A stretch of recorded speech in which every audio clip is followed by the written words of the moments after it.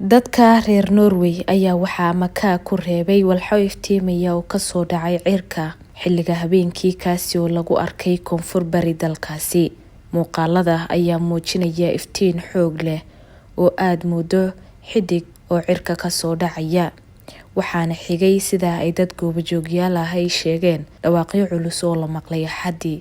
Booliiska dalka Norway ayaa sheegay inay heleen wicitaano badan oo gurmad lagu dalbanayay, laakiin ma jirin wax war ah oo ku saabsan in waxyeelo ay ka dhalatay walxaha dhagaxa u eg ee cirka kasoo dhacay.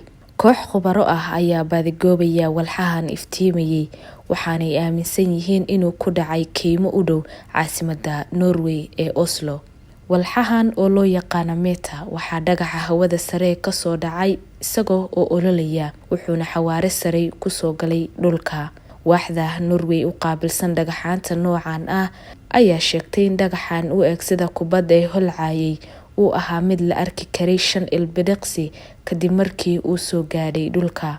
Vegard Reka oo ah khabiir reer Norway ah oo ku takhasusay cilmiga cirbixinnimada ayaa warbaahinta u sheegay in xaaskiisa ay soo jeeday xilligaasi, waxayna maqashay ayuu yidhi hawada oo ruuxmaysa ka hor inta uusan qarxin, waxayna u qaadatay inuu yahay wax culus oo ku dhacaya guriga agtiisa. Koox khubaro ah ayaa loo diray aagga la rumaysan yahay inuu ku dhacay dhagaxa Meta, ayuu raaciyay hadalkiisa.